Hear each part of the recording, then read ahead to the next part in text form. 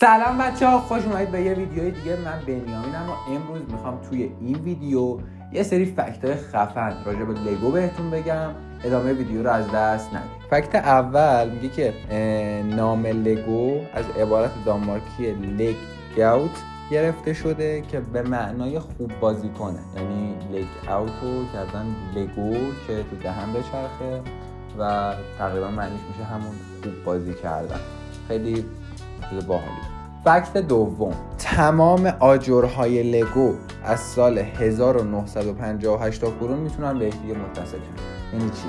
یعنی شما بری یه دونه لگو رو برداری واسه 30 سال پیش، 40 سال پیش، 50 سال پیش، با لگویی که الان میخری به هم دیگه وصل میشن. یعنی تمام لگوهایی که ساخته شده به هم دیگه متصل میشن. خیلی کار خفنی. فکت سوم، رنگ‌های قرمز، آبی، زرد، سفید و مشکی جزو اولین و محبوب ترین رنگاییه که لگو ساخته و از اونا بریک تولید کرده. فکت چهارم، لگو از سال 1958 تا الان بیشتر از 600 میلیارد قطعه لگو تولید کرده. یعنی یه چیز خیلی عجیبه، یعنی بچینید رو هم دیگه میره تا ماه. فکت پنجم، لگو تا الان 8 میلیارد مینی فیگور تولید کرده. یعنی اگه تمام مینی فیگورایی که لگو تولید کرده رو بیاریم یه جا جمع کنیم، جمعیتش از ما انسان‌ها بیشتر میشه.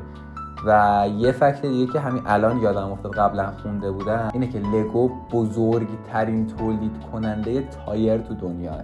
یعنی از تمام شرکت‌های خودروسازی و حالا ماشین‌های فرمول 1 و اینا بیشتر چیز تولید کرده. فکت ششم و فکت آخر یه فکت خیلی خفنیه. میگه چی؟ میگه آجرهای لگو طوری طراحی شدن که دقت تولیدشان 2000 میلیمتر خطا داره.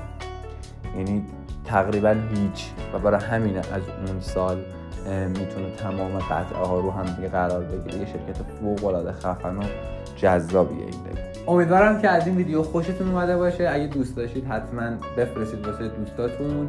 اگه که دوست نداشتیدم که یا کاریش نمیشه بکنید، کانالمون رو سابسکرایب کنید. ویدیوهای باحال‌تر و خفن‌تر و جذاب‌تری هم قراره که بیاد. خیلی چک.